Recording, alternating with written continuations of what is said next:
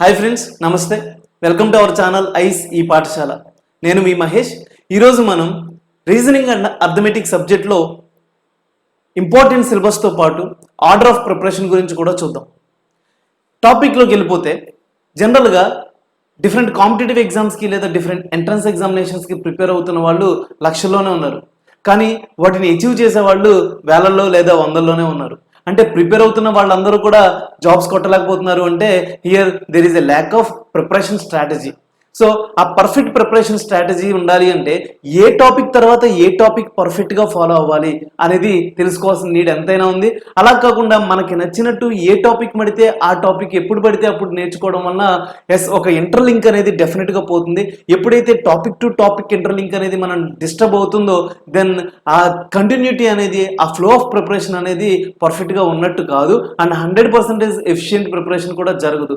ప్రిపరేషన్లోనే లోపం ఉంటే success achieve చేయడం కష్టమే కదా. సో పర్ఫెక్ట్ గా ప్రిపేర్ అయ్యే స్ట్రాటజీ గురించి ఈరోజు మాట్లాడుకుందాం. ఈ రీజనింగ్ అథమెటిక్ లో ఉన్న డిఫరెంట్ కాన్సెప్ట్స్ ఏమేమి ఉన్నాయి, ఆ కాన్సెప్ట్స్ ఏ ఆర్డర్ లో ప్రిపేర్ అయితే మనకి బెనిఫిట్ ఉంటుంది అనేది ఈ వీడియోలో ఇన్ డీటెయిల్ గా చూసేద్దాం. First coming to arithmetic. What is arithmetic? Arithmetic అంటే ఎక్కువగా ఫార్ములా ఓరియంటెడ్ కాన్సెప్ట్స్ కానీ లేదా మ్యాథమెటికల్ అనాలిసిస్ ఉండే కాన్సెప్ట్స్ కానీ ఉంటాయని చెప్పుకున్నాం ఆల్రెడీ లాస్ట్ క్లాసెస్లో. సో ఈ అథమెటిక్ టాపిక్లోకి వచ్చే ఇంపార్టెంట్ టాపిక్స్ ఏ ఆర్డర్లో ప్రిపేర్ అయితే మంచిది అనేది ఒకసారి చూద్దాం. ఫస్ట్ ఇంపార్టెంట్ టాపిక్ నెంబర్స్ చూసుకోండి. నెంబర్స్లో ఫ్యాక్టర్స్ డిటర్మైన్ చేయడం అనేది చాలా ఇంపార్టెంట్ టాపిక్. అదేవిధంగా రిమైండర్ థియరమ్స్ రిలేటెడ్ క్వశ్చన్స్ ఉంటాయి, సక్సెసివ్ డివిజన్స్ రిలేటెడ్ క్వశ్చన్స్ ఉంటాయి, యూనిట్స్ ప్లేస్లో డిజిట్ ఏమొచ్చింది అని డిటర్మైన్ చేసే రిలేటెడ్ క్వశ్చన్స్ ఉంటాయి, natural numbers, whole numbers, real numbers, irrational numbers, ఇలా డిఫరెంట్ నెంబర్స్ రిలేటెడ్ కాన్సెప్ట్స్ అన్ని ఉంటాయి. Like prime number, composite number, ఇవన్నీ కూడా.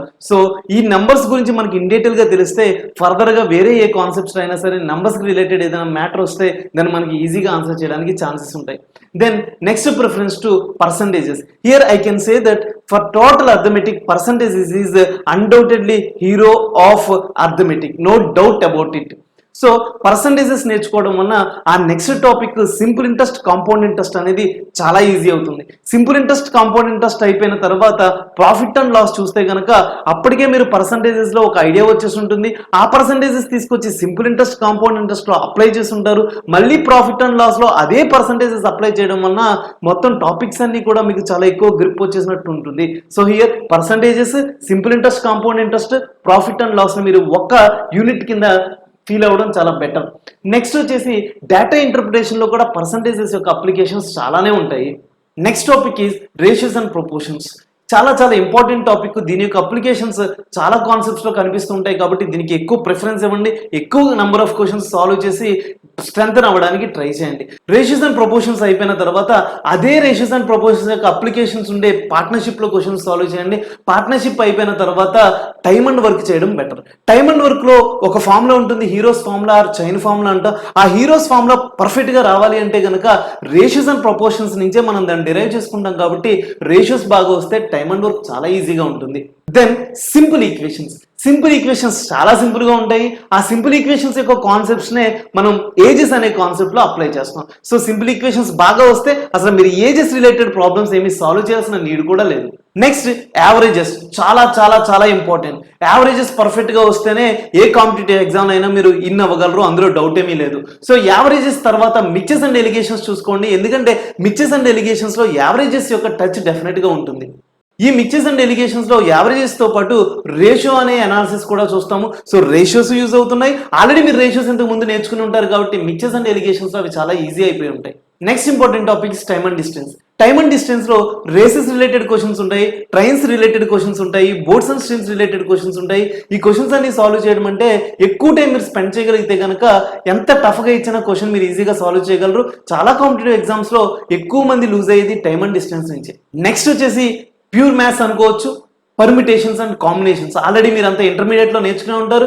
If in case non maths background అయితే మాత్రం మీరు పర్మిటేషన్స్, కాంబినేషన్స్ మీద చాలా ఎక్కువ శ్రద్ధ చూపించడం ఇంపార్టెంట్. ఎందుకంటే పర్మిటేషన్స్ అండ్ కాంబినేషన్స్ వస్తేనే ప్రాబబిలిటీ ఈజీ అవుతుంది. ప్రాబబిలిటీ నుంచి క్వశ్చన్ లేకుండా ఏ ఎగ్జాము లేదు. Next topic is mensuration. చాలా మందికి చాలా ఇష్టమైన టాపిక్, ఇంకొంచెం మందికి చాలా కష్టమైన టాపిక్ ఇది. సో దీని మీద ఎక్కువ శ్రద్ధ చేయడం వలన డెఫినెట్గా బెనిఫిట్ అయితే ఉంటుంది. ఇందులో డిఫరెంట్ ఫిగర్స్ రిలేటెడ్ అనాలిసిస్ ఉంటుంది, like triangles, rectangles, squares, polygons, quadrilaterals, ఇలా డిఫరెంట్ ఫిగర్స్ రిలేటెడ్ అనాలిసిస్. అలాగే సాలిడ్ ఫిగర్స్ చూసుకుంటే కనుక సిలిండరు, కోను, ఫ్రస్టమ్, స్పియర్, వీటి గురించి అనాలిసిస్ కూడా మనకి ఈ మెన్సురేషన్లో ఉంటుంది. Next data interpretation. Data interpretation పర్ఫెక్ట్గా చేయాలి అంటే పర్సంటేజెస్ వచ్చి ఉండాలి, అండ్ యావరేజెస్ వచ్చి ఉండాలి, రేషియోస్ అండ్ ప్రపోర్షన్స్ వచ్చి ఉండాలి. ఇవన్నీ ఆల్రెడీ ప్రిపేర్ అయి ఉంటారు కాబట్టి నేను చెప్పిన ఇదే ఆర్డర్లో వెళ్తే ఈ డేటా ఇంటర్ప్రిటేషన్ అనేది కూడా మీకు చాలా ఈజీ అయిపోతుంది. Next data sufficiency. ఒక క్వశ్చన్ ఇచ్చి ఆ క్వశ్చన్ ఆన్సర్ తీసుకురావడానికి సరిపోయే ఇన్ఫర్మేషన్ కింద ఉన్న స్టేట్మెంట్స్లో ఉందా లేదా అని అడుగుతాడు. ఫస్ట్ ఒక స్టేట్మెంట్ ఇస్తాడు, సెకండ్ స్టేట్మెంట్ ఒకటి ఇస్తాడు. ఫస్ట్ స్టేట్మెంట్ అలోన్ ఆ క్వశ్చన్ ఆన్సర్ చేయడానికి సరిపోతుందా లేదా, లేదా సెకండ్ స్టేట్మెంట్ అలోన్ ఆ క్వశ్చన్ ఆన్సర్ చేయడానికి సరిపోతుందా లేదా అడుగుతాడు. అంటే ఇక్కడ మనకు ఆన్సర్ ఇంపార్టెంట్ కాదు, ఆన్సర్ చేసే వే ఇంపార్టెంట్. సో ఇచ్చిన ఆ రెండు స్టేట్మెంట్స్ యూజ్ చేసి మనం ఆన్సర్ చేయగలమా లేదా, ఫస్ట్ స్టేట్మెంట్ అలోన్ సఫిషియంటా, సెకండ్ స్టేట్మెంట్ అలోన్ సఫిషియంటా, లేదా బోత్ స్టేట్మెంట్స్ రిక్వైర్డ్ అనేది మనం కంక్లూడ్ చేసి ఆప్షన్స్ చూస్ చేసుకోవాల్సిన నీడ్ ఉంటుంది. ఇటువంటి క్వశ్చన్స్ సాల్వ్ చేయాలంటే మాత్రం మనకి మనం కొన్ని క్వశ్చన్స్ డిరైవ్ చేయగలిగే, కొన్ని క్వశ్చన్స్ ఫామ్ చేయగలిగే క్యాపబిలిటీస్ డెవలప్ చేసుకోవాలి. డిఫరెంట్ కాన్సెప్ట్స్లో మనకి మనం క్వశ్చన్స్ డిరైవ్ చేసుకునే క్యాపబిలిటీస్ డెవలప్ చేసుకోవడం అంటే ఏంటి, అన్ని కాన్సెప్ట్స్లోని మనం స్ట్రెంగ్తన్ అయి ఉండాలి. This is about arithmetic. Coming to reasoning.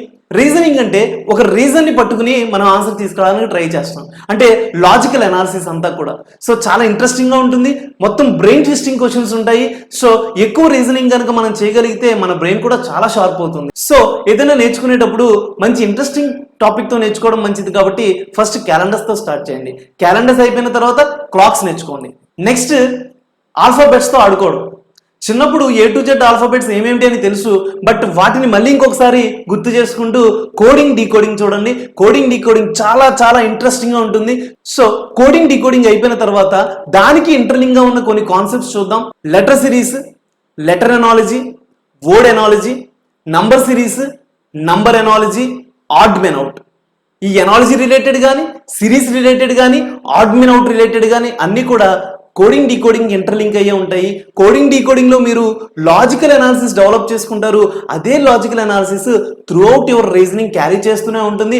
ఆ త్రూ అవుట్ రీజనింగ్లో ఇంపార్టెంట్ ఆస్పెక్ట్స్ కోడింగ్ డీకోడింగ్లో నేర్చుకునేవి ఎక్కడ యూజ్ అవుతాయి అంటే నంబర్ సిరీస్ దగ్గర, లెటర్ సిరీస్ దగ్గర, నంబర్ ఎనాలజీ దగ్గర, లెటర్ ఎనాలజీ దగ్గర, ఆడ్ మెన్ అవుట్ దగ్గర, వర్డ్ ఎనాలజీ దగ్గర, వీటన్నిటి దగ్గర యూజ్ అవ్వచ్చు. నెక్స్ట్ సింబల్స్ అండ్ నోటేషన్స్ చూడడానికి ట్రై చేయండి. ఆ తర్వాత బ్లడ్ రిలేషన్స్. మన డైలీ లైఫ్లో ఉండే రిలేషన్స్ అన్నింటినీ ఒకసారి మెమరైజ్ చేసుకోవడానికి కూడా ఈ కాన్సెప్ట్ యూజ్ అవుతుంది.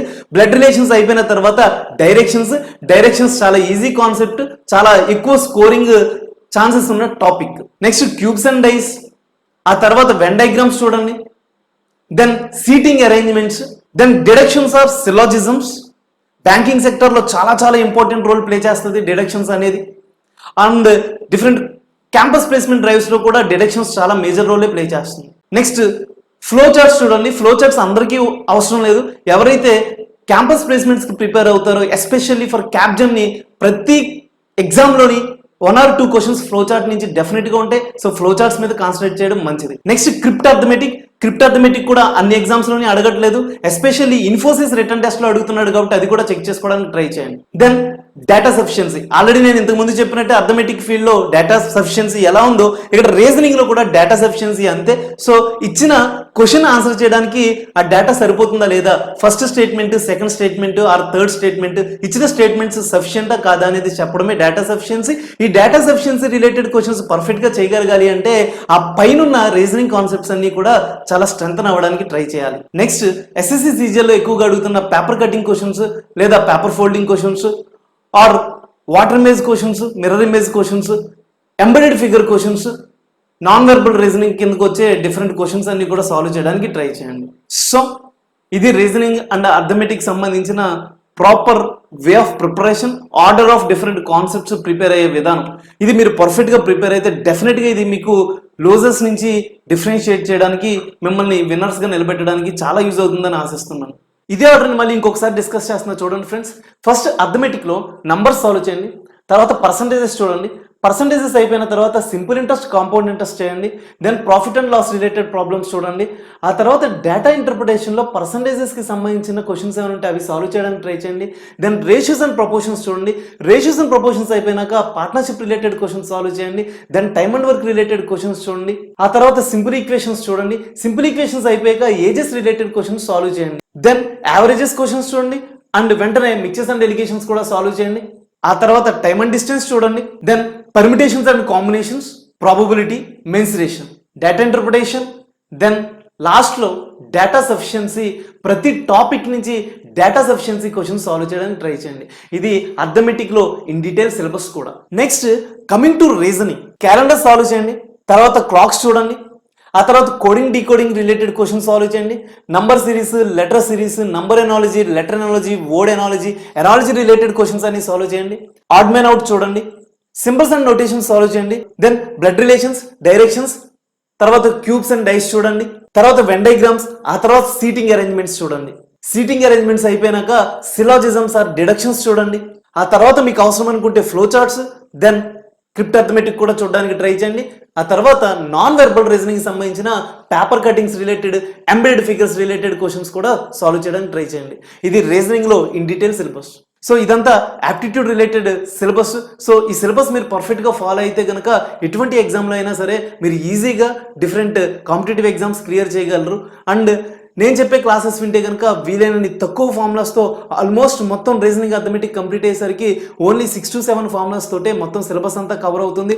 సో సబ్స్క్రైబ్ అవ్వండి, షేర్ చేయండి, లైక్ చేయండి. Thank you so much.